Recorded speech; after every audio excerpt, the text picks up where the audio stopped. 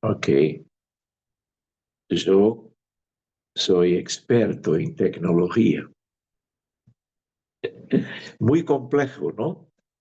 Muy bien, entonces vamos buscando ahora eh, la nuestra apostilla, o ¿cómo se llama?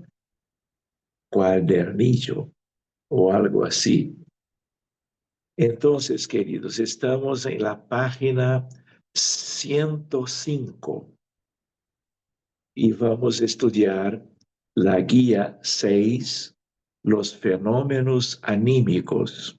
Este es un tema, claro que interesante, porque cuando estudiamos mediunidad, estamos buscando una idea de Kardec de que los fenómenos psíquicos, en ellos tenemos dos posibilidades, ¿no? Fenómenos anímicos y fenómenos mediúnicos. Para nosotros que estamos estudiando, es importante el conocimiento y la comprensión de los dos. Entonces, mediunidad, claro que más importante, pero en los fenómenos normales, habituales, frecuentemente con medios, son también los fenómenos anímicos, en que no hay tanto o no hay una participación de espíritus en estos fenómenos con nosotros, trabajadores espíritas encarnados. Entonces vamos mirando el texto y vamos aprovechando, ¿no? Entonces, acá está. La doctrina espírita nos esclarece al respecto de la existencia de dos tipos de fenómenos psíquicos, patrimonio del ser humano: los anímicos de ánima, alma, producidos por el propio espíritu encarnado. Él es el protagonista fundamental. Y los fenómenos mediúnicos de medium, medio, producidos por la intervención de espíritus desencarnados que utilizan un vehículo o instrumento humano, que son los medios, para manifestarse. En los fenómenos anímicos, el espíritu encarnado se desprende momentáneamente de su físico y entra en comunicación con otros espíritus, desencarnados o encarnados desdoblados.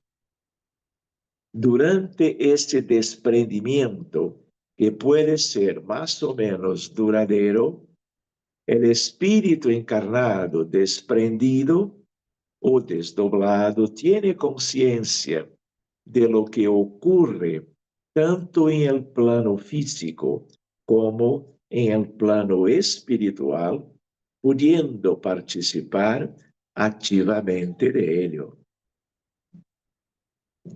Allan Kardec, en el Libro de los Espíritus, en su segunda parte, capítulo 8, denomina los fenómenos anímicos fenómenos de emancipación del alma, junto de otros, porque en esa condición el espíritu se revela más libre, más independiente. Una curiosidad: frecuentemente los fenómenos anímicos ocurren con las mismas personas que también son medios.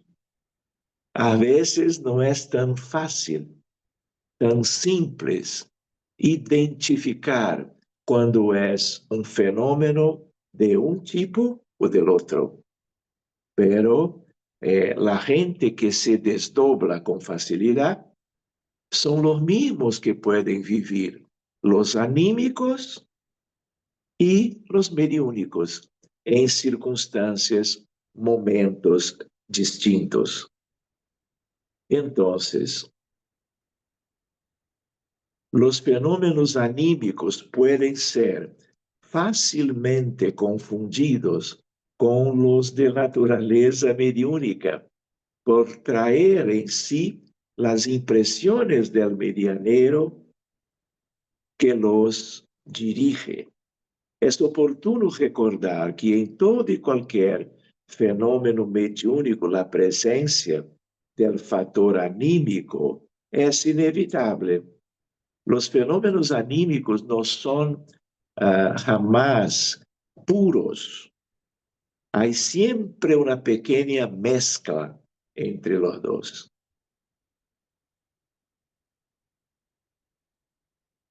Muy bien. La presencia del factor anímico es inevitable por el hecho de valerse el comunicante espiritual de los elementos biológicos, psicológicos y culturales del medio para elaborar y exteriorizar su mensaje. Entonces se espera que la interferencia anímica no ultrapase las líneas de lo admisible, digamos, de lo soportable. ¿Por qué? Porque si hay una interferencia del encarnado, una interferencia muy expresiva, el fenómeno va dejando de ser mediúnico para ser cada vez más anímico. Entonces hay que estudiarmos estas cosas, pero siempre hay un control y de tal forma que cuando el medio está bien educado para las tareas mediúnicas, siempre la participación de un espíritu desencarnado es el aspecto más importante. Y la participación o contribución del encarnado tiene una importancia más pequeña, ¿no? Muy bien. En el estudio de los fenómenos psíquicos, es importante saber distinguir animismo de mistificación mediúnica. Mucha gente no comprende bien la diferencia, pero es fundamental. Animismo no es sinónimo de mistificación. Mistificación, cuando es el caso, hay una mala intención del encarnado que muestra algo, pero deseando que sea una manifestación espiritual de una entidad desencarnada, pero es una creación voluntaria de sí misma. Entonces vamos a ver. La mistificación mediúnica es intencional. Significa decir que no hay un espíritu comunicante. El pseudo-medium simula conscientemente una comunicación mediúnica. No puede. Hay un error acá, una mala conducta. Esa condición representa uno de los más serios obstáculos encontrados en la práctica mediúnica, capaces de preocupar e incluso perturbar a muchos trabajadores.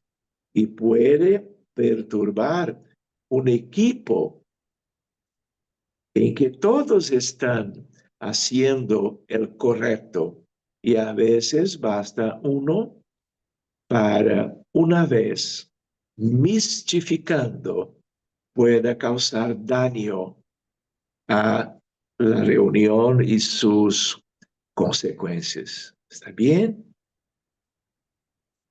Entonces, en la próxima página, la preponderancia del fenómeno anímico está bien caracterizada en dos situaciones específicas, A y B. En el inicio de la práctica mediúnica, cuando los canales mediúnicos están siendo desobstruidos por los espíritus buenos.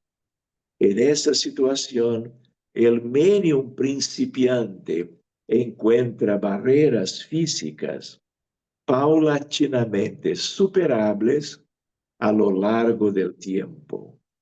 Entonces, en una condición, en este aspecto, hay una inmaturidad, un despreparo del ser humano que está en su entrenamiento para cuanto a la mediunidad. Entonces, es una fase natural, pero hay que ser corta, ¿no?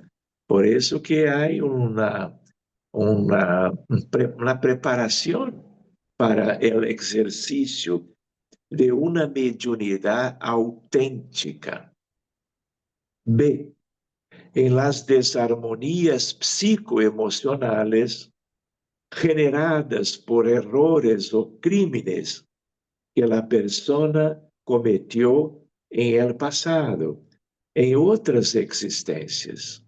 La persona inmoviliza gran coeficiente de fuerzas de su mundo emotivo en torno de una experiencia infeliz, al punto de generar cristalización mental no superada por el choque biológico del renacimiento en nuevo cuerpo físico. Fijándose en estos recuerdos, pasa a comportarse como si estuviese aún en el pasado, que teme resucitar, actuando como si fuese un espíritu que se estuviese comunicando. Es como una personalidad del propio medio que viene como que a superficie y se manifiesta como si fuera un desencarnado, pero es el propio espíritu o alma del medio, pero en una personalidad distinta de la personalidad actual. Entonces, a veces, en estos casos, no hay una mala intención. Es una cosa espontánea por algo que está latente en el mundo interior de este medio.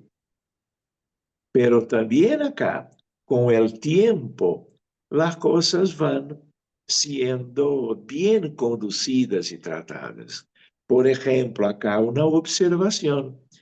Mismo que el dirigente, el coordinador, el dialogador se dé cuenta de que puede ser una personalidad antigua del propio encarnado, debe como que agir como si fuera un desencarnado, cuidando de esta personalidad con amor, porque se viene a tona, se viene a la superficie, es porque hay algo, vamos a decir, serio, necesitando de un cuidado amoroso. Y a veces es o funciona como una terapia para el paciente, que también es un medio. Y esta personalidad muy antigua, o más o menos antigua, recibiendo este acogimiento, es algo que trae algo provechoso para la salud mental del medio en esta encarnación. Es una terapia. De una cierta forma, es una variante de terapia de vida pasada, porque es una personalidad de otra existencia. ¿Está bien? Vamos pensando. Después vamos a abrir para las inquietudes, para las observaciones de todos ustedes. ¿Está bien? Entonces, déjame ver. Debemos, por tanto, diferenciar fenómeno anímico propiamente dicho, que es la manifestación de una facultad psíquica natural y que forma parte de las conquistas evolutivas del ser humano, de mistificación del fenómeno mediúnico de forma intencionada o de la evidencia de un desequilibrio psíquico originado en acciones cometidas en el pasado por la persona en cuestión. Los fenómenos anímicos auténticos, verdaderos, entendidos como reveladores de una actividad extracorpórea, son variables.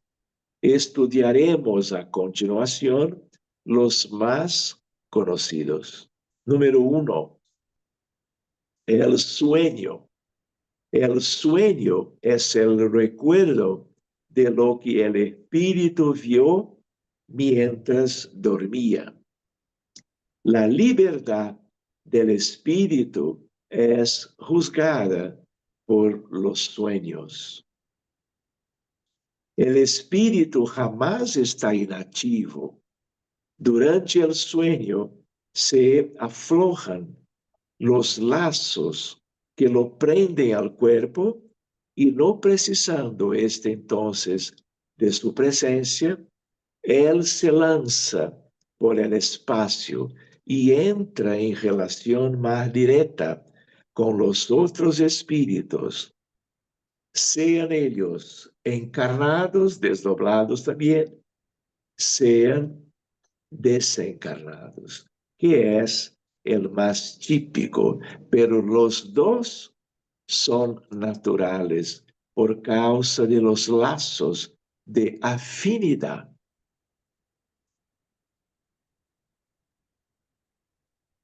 Entonces, cuando el cuerpo reposa, creo, el espíritu tiene más facultades que en el estado de vigilia, de acuerdo del pasado, y algunas veces se acuerda del pasado y algunas veces prevé el futuro.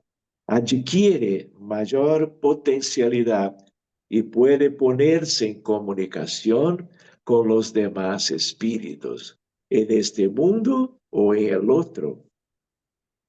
Estando entorpecido el cuerpo, el espíritu trata de romper sus cadenas y de investigar en el pasado o en el futuro. El sueño libera parcialmente el alma del cuerpo. Siempre es así. Si hay el sueño, hay desdoblamiento. Es automático, es inherente una cosa y otra. Cuando duerme, el hombre se halla por algún tiempo en el estado en que se queda permanentemente después que muere. Claro, entonces cuando estamos por la noche o en la siesta, en la tarde, siempre hay un desdoblamiento muy semejante a algo que es así, pero definitivo, cuando cada uno vive su muerte, su desencarnación, por lo tanto. Los espíritus elevados, cuando duermen, van junto a los que les son iguales o superiores. Con estos viajan, conversan y se instruyen. Trabajan incluso en obras que se encuentran concluidas cuando vuelven, muriendo en la tierra, al mundo espiritual. El sueño de ellos se traduce por recuerdos agradables y felices, pero hay los casos que estos buenos espíritus, cuando duermen el sueño físico, claro que tiene un grado de libertad para una especie de ascensión, pero muchos bajan porque son amorosos, se preocupan con aquellos que están enfermos, que están sufriendo en estos planes más inferiores. Y como tiene toda una condición de amor, no se importan de bajar, por el contrario, bajan voluntariamente para ayudar. También los desencarnados, los más elevados, no se quedan todo el tiempo en cortezas superiores. No hace sentido, porque aquellos que tienen este grado de libertad y de permisión para alcanzar un altiplano son los primeros que bajan para ayudar. Muy bien.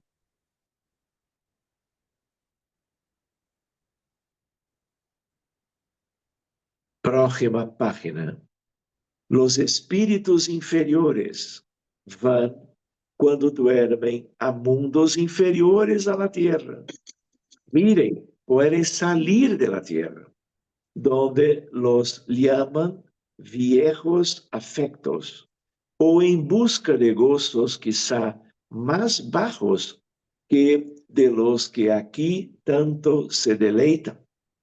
Sus sueños son pesados, confusos, atormentados, muchos de ellos bajo la forma de pesadillas. Acá una observación. Mundos inferiores a la tierra no es común. La gente cuando duerme, cuando tiene sus limitaciones morales, no van a mundos, planetas, humanidades inferiores. No es tanto este el caso, pero van, ahora sí, para cortezas acá mismo en la tierra, que están abajo de nuestros pies, como umbral inferior, tinieblas y algunos a las zonas abismales. Ahora hace sentido. Todo es planeta Tierra. Tal vez, excepcionalmente, uno que otro va más lejos. Algo que es muy típico que miramos cuando estamos ayudando a pacientes encarnados, cuidando de ellos en reuniones mediúnicas. Hay muchos niños con problemas psíquicos, psiquiátricos, serios, porque ellos son niños, tienen cuerpos pequeños, con poca edad, pero cuando están desdoblados, son adultos conscientes y bajan porque quieren bajar, porque tienen como que espíritus afines, justo de donde venían para la nueva encarnación. Fueran traídos para la materia en reencarnaciones compulsorias, pero cuando duermen, bajan de nuevo, porque solo tienen afinidad con aquellos que viven en estas cortezas. Cada uno tiene su sitio. Siempre miramos eso. Y en reuniones de desobsesión tenemos que trabajar con cada uno sobre estos aspectos, porque tienen maldad, tienen un deseo de mantenerse o mantenerse con sus amigos afines, siempre en actividades que son malas para nosotros y por lo tanto malas para ellos también, pero no reconocen.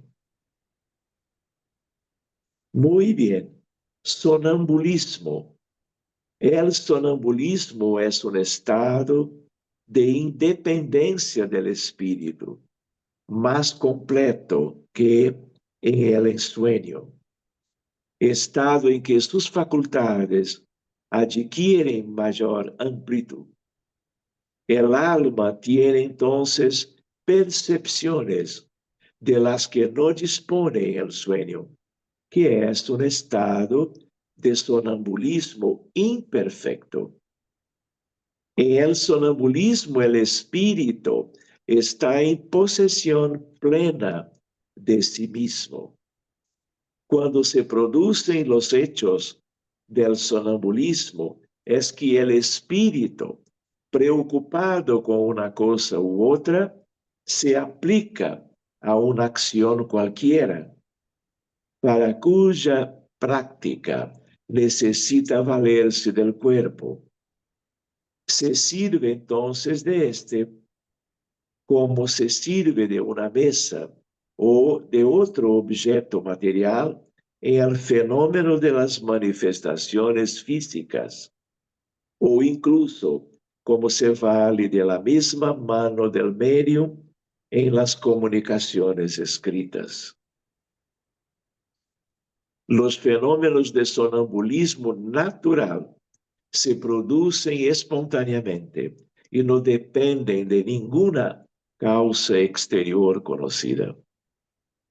En general, médiums adultos de hoy en día o de siempre, cuando más jóvenes, vivieran momentos de sonambulismo natural.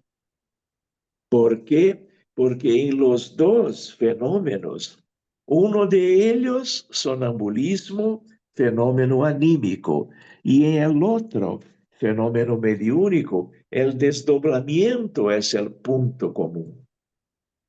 Por eso que medios se recuerdan de su juventud o mismo de el inicio de su vida adulta con circunstancias en sus propios hogares, como típicos fenómenos sonambúlicos.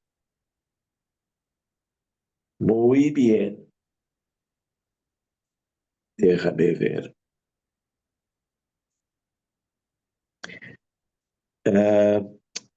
Los fenómenos de sonambulismo natural se producen espontáneamente. Es importante no confundir sonambulismo natural o provocado con mediunidad sonambúlica. En el primer caso, ocurre un fenómeno anímico de emancipación y el espíritu encarnado obra por sí mismo. En el segundo caso, los médiums en estado de sonambulismo son asistidos por espíritus buenos. Telepatía. La telepatía o transmisión del pensamiento es una facultad anímica que ocurre entre las personas, independientemente de estar dormido o despierto. El espíritu se comunica telepáticamente porque él no se halla encerrado en el cuerpo como en una caja, irradia para todos los lados. Puede comunicarse con otros espíritus, incluso en el estado de vigilia, aunque más difícilmente.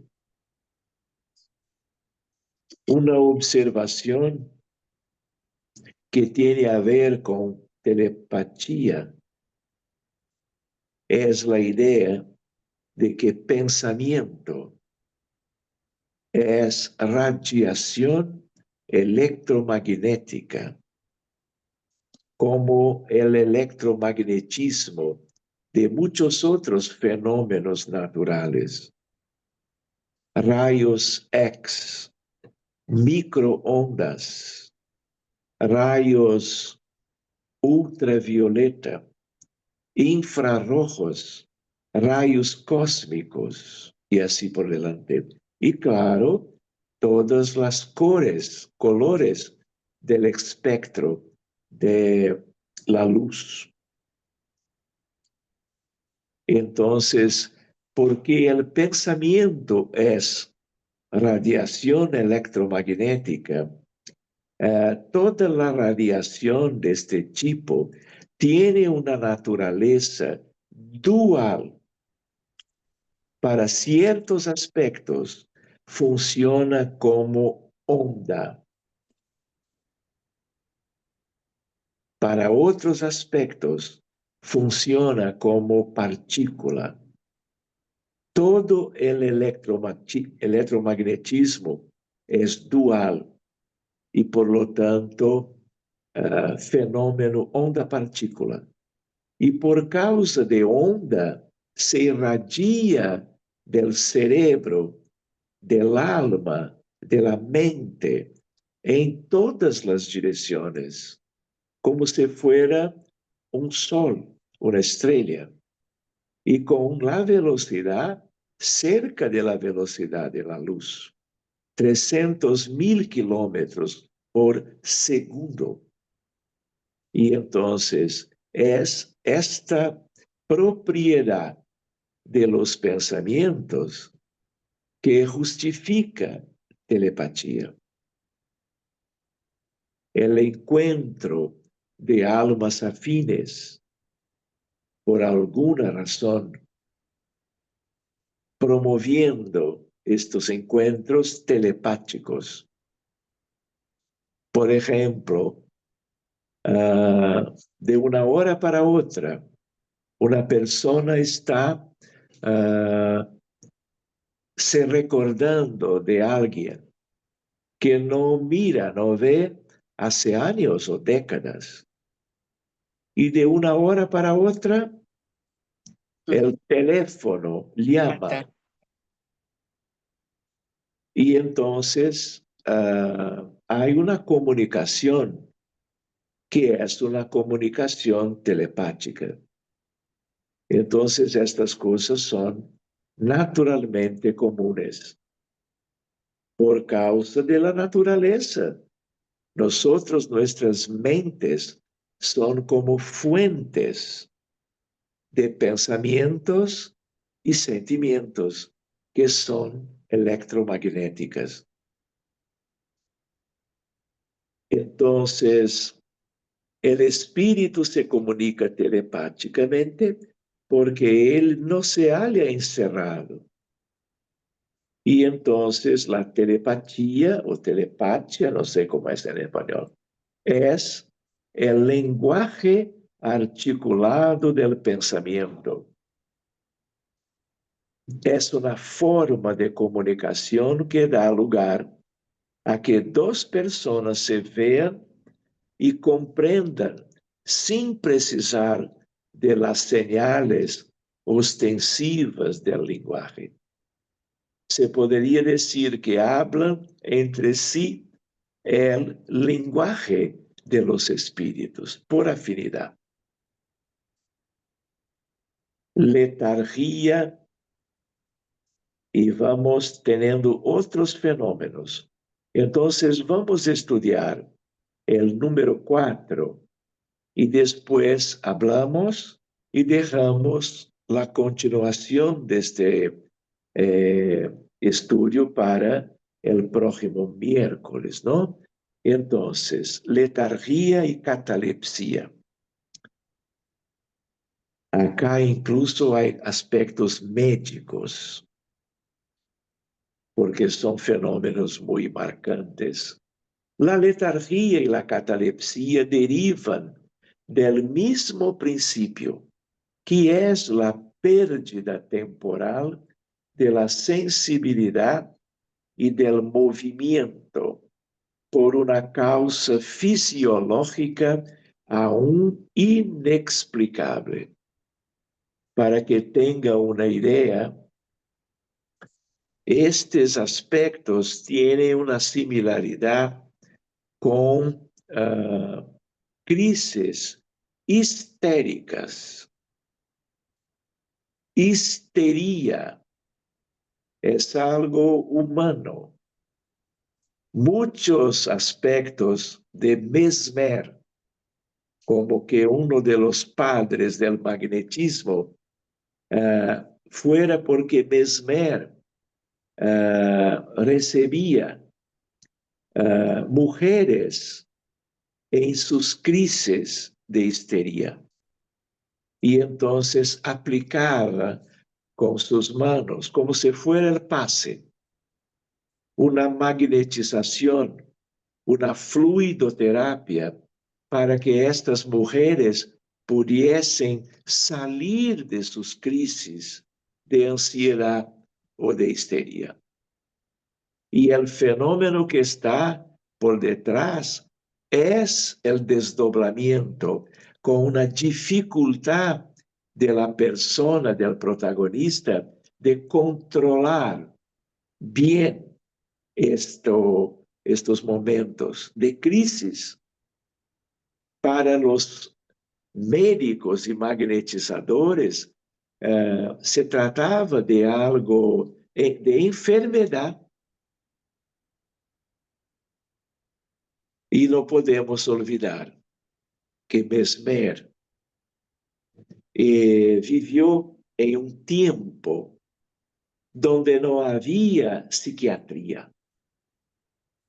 Felipe Pinel es el padre de la psiquiatría.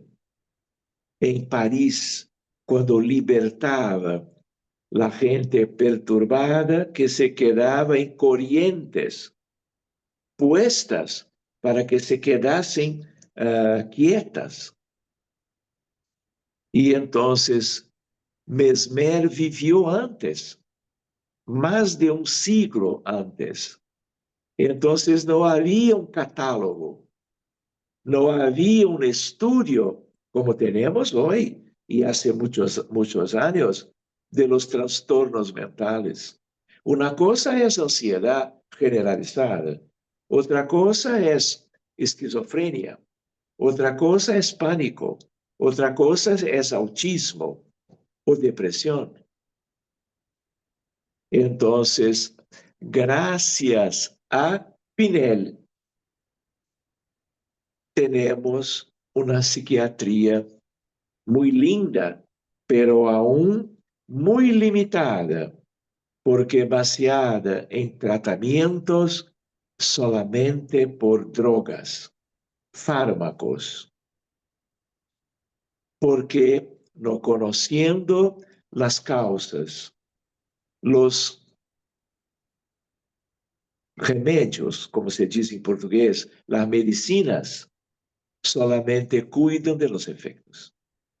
Pero este es tema para después de la medianoche, no para hoy. Entonces, vamos siguiendo, ¿no? A veces, por ejemplo, yo estaba de guardia en emergencia médica en el hospital. Y a veces llegaba tanto mujeres como hombres, un poco más de mujeres, en unas crisis que son como acá, de catalepsia, de letargia. Y los colegas no tienen una facilidad para cuidar. porque hay una intención, una tentativa de comunicación, pero se quedan aparte. Y muchas veces van recibiendo benzodiazepínicos. Muchas veces, cuando es un fenómeno muy nítido, por una droga inyectable de benzodiazepínico para una sedación, para con facilidad salir de una crisis histérica, por un lado. Las cosas son muy semejantes. Entonces, difieren una de la otra, volviendo. La letargia y la catalepsia derivan del mismo principio, que es la pérdida temporal de la sensibilidad y del movimiento, por una causa fisiológica aún inexplicable. Difieren una de la otra en que en la letargia la suspensión de las fuerzas vitales es general y da al cuerpo todas las apariencias de la muerte. Por eso que cada una que tiene una crisis en su hogar, los familiares llevan inmediatamente para la emergencia, porque hay una preocupación, inclusive que puede ser algo médico, mucho más serio do que una catalepsia. Un problema de un infarto del miocardio o de un accidente vascular encefálico o cerebral. En la duda, hospital. Y para aquellos que están de guardia, hay que hacer una avaliación, caso a caso. ¿Qué pasa? Entonces, hay toda una ciencia médica para una distinción entre las posibilidades. Entonces, en la catalepsia queda localizada pudiendo alcanzar una parte más o menos extensa del cuerpo, de suerte a permitir que la inteligencia se manifieste libremente, lo que la torna inconfundible con la muerte. La letargia es siempre natural. La catalepsia es a veces magnética. Alguien que estuviera bajo un estado letárgico o incluso cataléptico no puede ver ni oír por los órganos físicos. No se puede comunicar con el mundo exterior. El espíritu tiene conciencia de sí, pero no puede comunicarse. Yo estoy recordando que en casos, en emergencias, cuando la señora o el señor se queda parado, no habla nada, no mueve ni brazos ni piernas, y tiene un estado que los médicos comprenden que puede ser una crisis psiquiátrica. Entonces, hay una forma de intentar que el paciente vuelva a la conciencia. Infelizmente, es como que buscando una área, como por ejemplo el antebrazo del paciente, y haciendo una presión fuerte. No sé cómo es en español, pero en portugués llamamos beliscão. Pellizcão. Aqui também. Ahí Pellizco. está. Muy bien. Entonces, para que sea una cosa con alguna dolor, para que esta dolor sea o no percibida y el paciente pueda demostrar una reacción al dolor, para que se haga parte de la investigación. Porque el médico ni siempre tiene una idea inmediata de qué está pasando con el paciente. Entonces, hay unas que tienen una reacción, otras. Entonces, es una cosa que a veces va a llegar al hospital y no se resuelve solamente en el hogar. Entonces, en la letargía, el cuerpo no está muerto, por cuanto hay funciones que continúan ejecutándose. Su vitalidad se encuentra en estado latente, como en la crisálida, aunque no, claro, aniquilada. Ahora, mientras el cuerpo vive, el espíritu se halla ligado.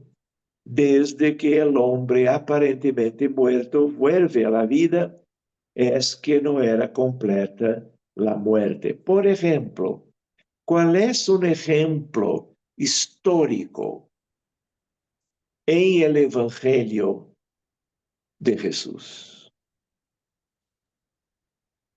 De cura, de letargía. Lázaro. Puede ser Lázaro, puede ser la hija de Jairo también, Talita Kumi. Claro. Entonces, una idea, el mejor ejemplo es Lázaro, que era tido como muerto. Los familiares estaban cerca de él, como en una lamentación, como si estuviera muerto. Y entonces María y Marta son las hermanas de Lázaro. Es una familia hermosa. Y la gente no sabía qué hacer. No había medicina, no había conocimiento, no había nada.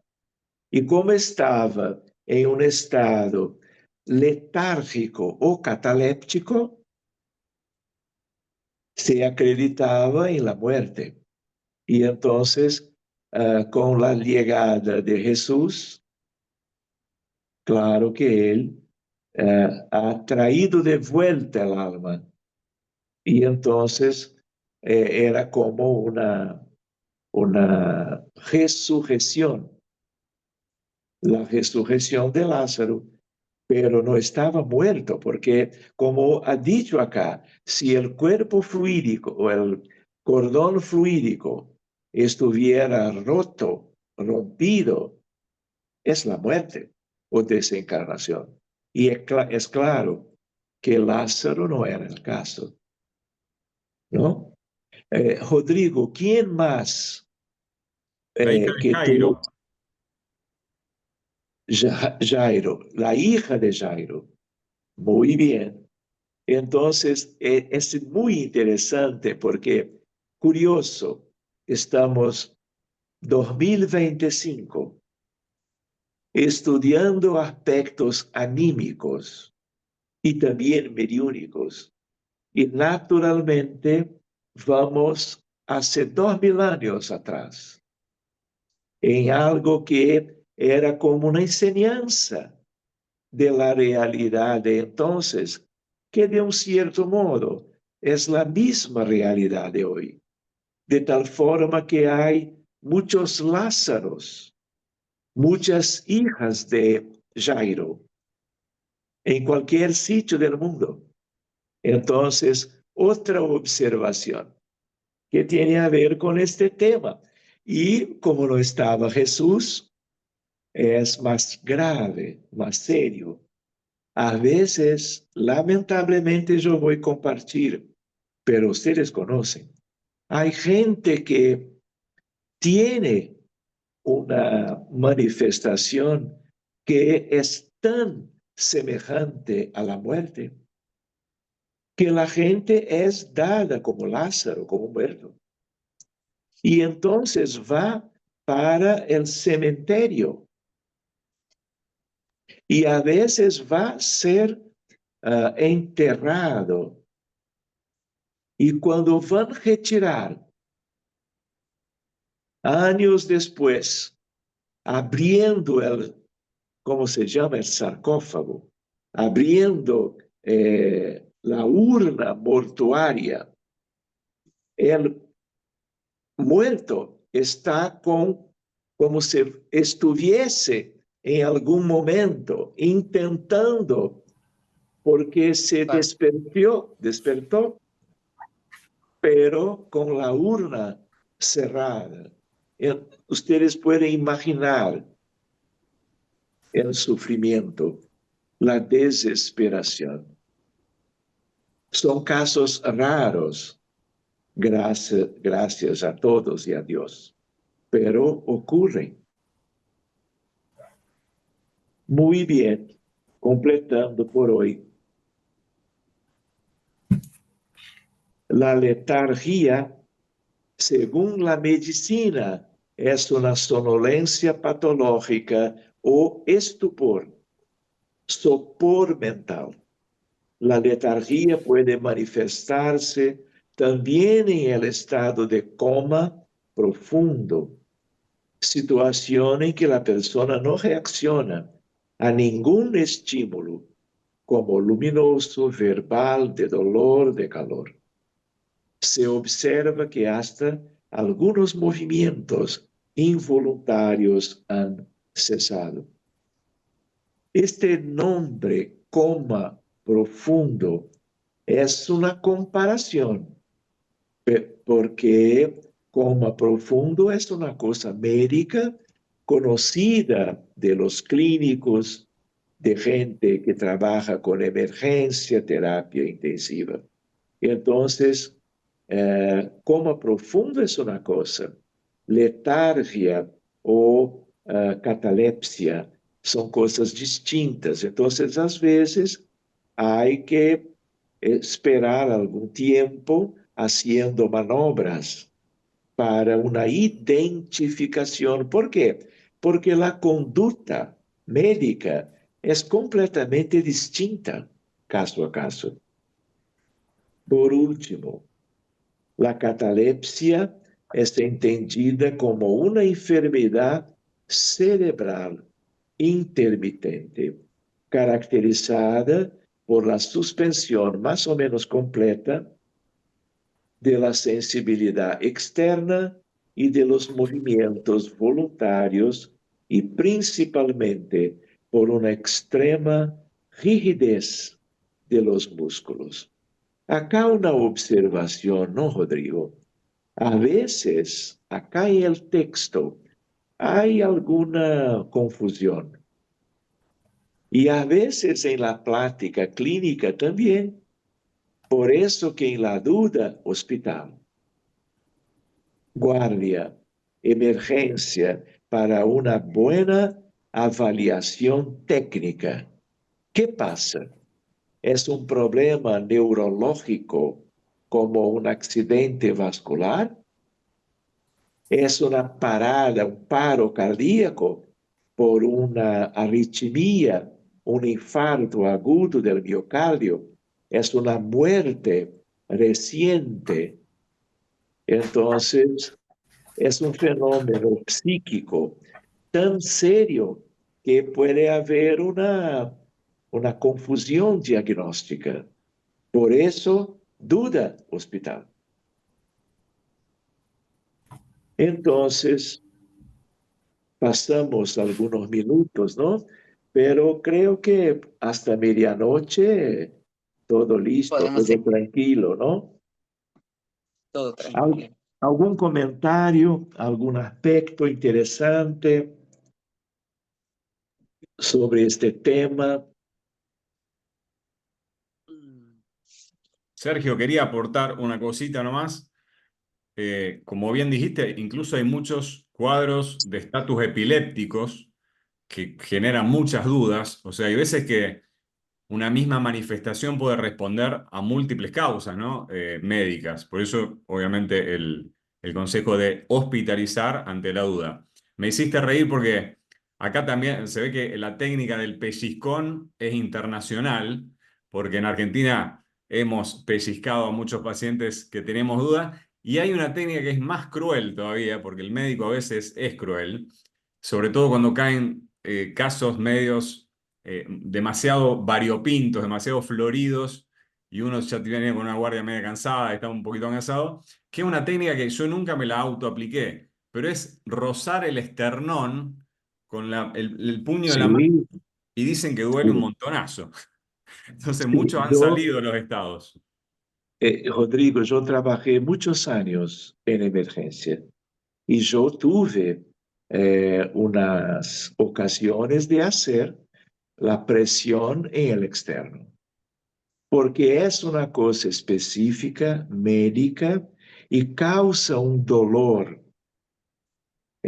propio, como que administrable de una manera propia para no causar daño, pero para ser suficientemente un estímulo doloroso que si es una cosa más mental, más cataléptico o de algo de emancipación del alma, letárgico, inevitablemente la persona va a volver y va a demostrar que está consciente de nuevo.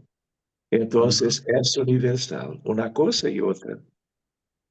Y me quedé pensando en esto. Faltó también la catatonía, que la catatonía está también vinculada a estados por ahí esquizofrénicos, que hay por ahí hay rigidez, hay estados de estupor, hay estados de alteración de la Sí, conciencia, que eso también uno lo ve mucho en las guardias.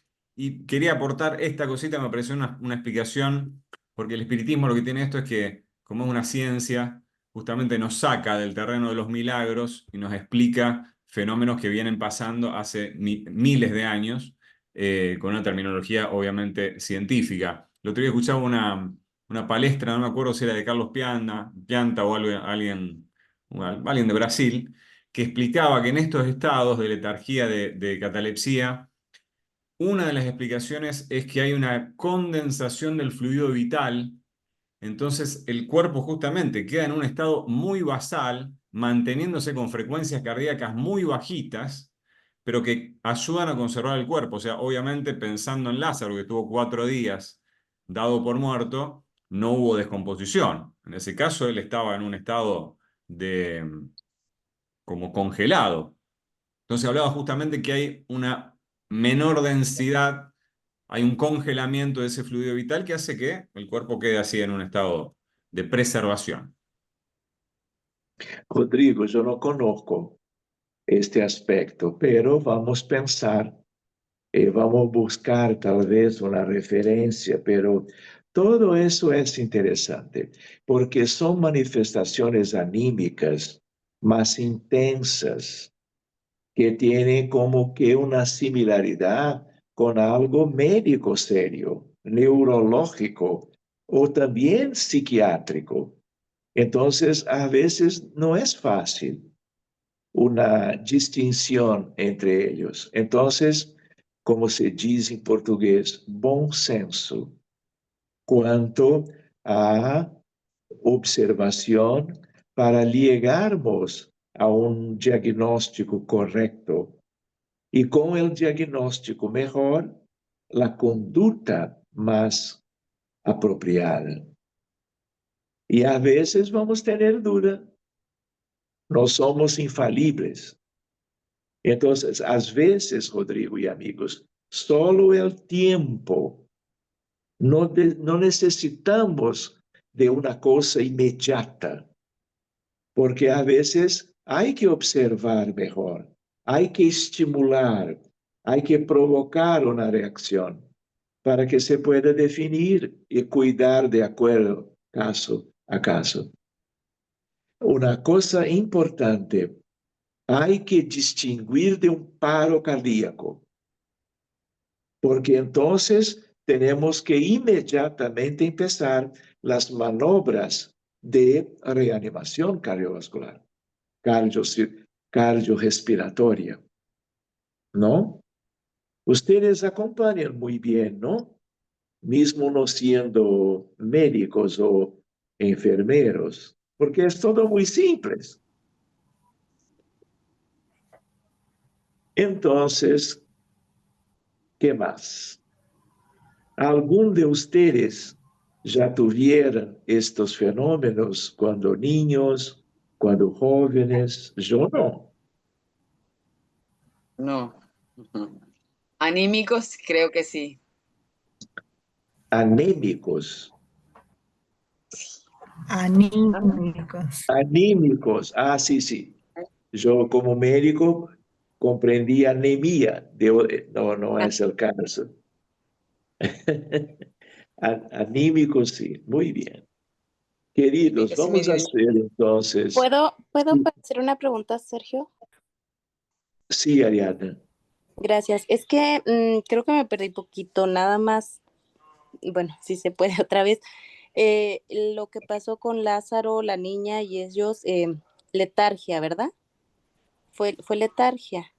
Sí, letargia, catalepsia, Ujú. es más o Y- menos algo muy, muy cerca. Una observación que tiene a ver con Rodrigo y con todos es algo muy específico de Lázaro y muy delicado, que está en el Evangelio la idea de que había un olor de muerte, había un olor de cadáver.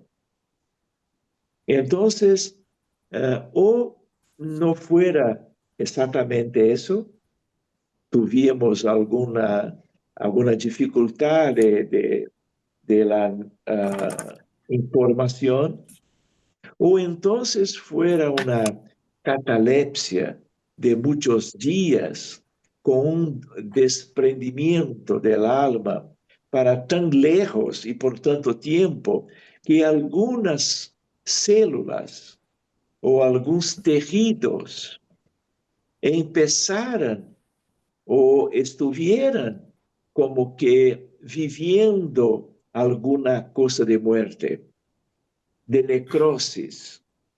Es muy, médicamente no se puede comprender para que se pueda tener el olor de cadáver y tal vez sea una cosa de algún equívoco, equivocación, para que la gente pueda, eh, vamos a decir, tener una idea de un milagro de Jesús, que llegó tan cerca de la muerte. Para tantos católicos cristianos, Lázaro había morido y Jesús fuera por su amor, por su poder de cura, traído de vuelta, pero no puede ser. Pero hay gente que cree que murió y fue resucitado por Jesús, pero no existe eso, Ok. ¿verdad? Y mi pregunta es si lo que pasó con Jesús, que resucitó al tercer día, ¿es lo mismo que ellos o fue algo diferente con Jesús? Con Jesús de Nazaret. Sí. ¿En qué momento, por causa de su resurrección? Ahí tenemos, Ariadna, todo un estudio que podemos hacer en la próxima semana, porque hay aspectos muy sencillos acá cuanto a Jesús, que es un caso aparte. Ok. Nada se puede, vamos a decir, comparar con Jesús. Y tal vez se quede esta observación que hago más nítida en miércoles, cuando vamos a estudiar esta distinción entre Lázaro y Jesús. Y Sí. entonces yo voy a entrar en algo, en un tema que es un tema más sencillo, cuando yo hablar de Jesús. ¿Está bien? Sí, muchas De, gracias. Es que pensé que me de, había perdido, pero entonces sí no hubo esa explicación. Gracias. Eso, en el próximo miércoles 29, por favor, no deja olvidarnos este tema. Bien. ¿Está bien? Porque a veces podemos olvidar. ¿Está bien? Muy bien. ¿Alguien podría hacer una oración de cierre? Que todos tengan agua para la fluidificación. ¿Quién gustaría? Yo puedo hacer. Yo puedo hacerlo también. ¿Qué tal? Están cansados, ¿no? Con No, vergüenza. yo puedo hacer. No, Entonces vamos a acompañar María Emilia en su oración. Gracias, María. bien. Elevamos nuestro pensamiento para agradecer a nuestro Padre Celestial, nuestro Padre amoroso, habernos dado la oportunidad de poder reunirnos para aprender, para que nuestro espíritu se fortifique con estos aprendizajes y pueda evolucionar un poquito más. Agradecemos a Jesús por enviarnos tanta luz, tanto amor a través de estos espíritus que están apoyándonos, que están ocupándose de estos momentos, de este estudio de mediunidad. Por eso todo agradecemos. Y también queremos pedir por aquellos que están sufriendo, por nuestros hermanos que necesitan amparo, luz, por nuestros hermanos que están en las calles con necesidades, que puedan recibir ayuda, por los enfermos, por todos los que están sin tener la libertad por haberse equivocado en esos lugares. Envía a Jesús hacia todos ellos un amparo, un ángel de la guarda encarnado o desencarnado que llegue con esa ayuda. Por todo eso pedimos, por el planeta Tierra, comandado por Jesús, y para que nuestros aprendizajes vayan creciendo en cada jornada, en cada lectura que podamos hacer, para poder ser también emisarios del bien y de la ayuda a nuestros hermanos, que es lo que nos pide nuestro Maestro Guía, Jesús de Nazaret. Gracias por esta jornada, para que podamos estar en paz, para que podamos madurar estos conceptos tan profundos de la mediunidad, y que así, si Dios nos designa, podamos, en los momentos en que nos veamos enfrentados a estas experiencias, podamos entenderlas y actuar de la mejor manera. Gracias, Jesús. Gracias a nuestros ángeles de la guarda. Que tengamos una semana linda, fructífera, y que el próximo miércoles, Maestro Jesús, podamos estar reunidos en tu nombre y para hacer aumentar el bien en nuestros corazones y la caridad para con todos. Por todo eso, damos gracias. Que así sea. Muy bien. Así Gracias. sea. ¿Están todos bien? Muy Y que bien. así sea. Bien. ¿Sí? Entonces, cualquier cosa, escribe, ¿está bien? Nos comunicamos y nos Bien. vemos el próximo miércoles en el horario. ¿Escuchan un pájaro? ¿No? Sí, Cuando acá se hace una oración, despierta el pájaro. ¿En serio? Es verdad. Le gustan las oraciones. Le gustan las sí, oraciones. sí se escucha.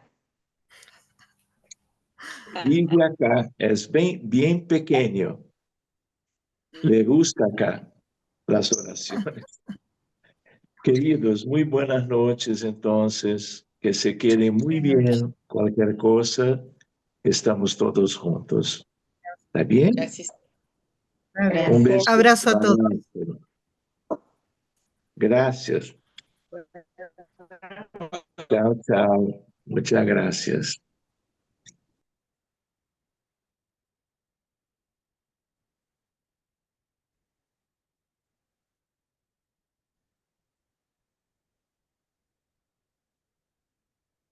Chao, chao. Chao, chao.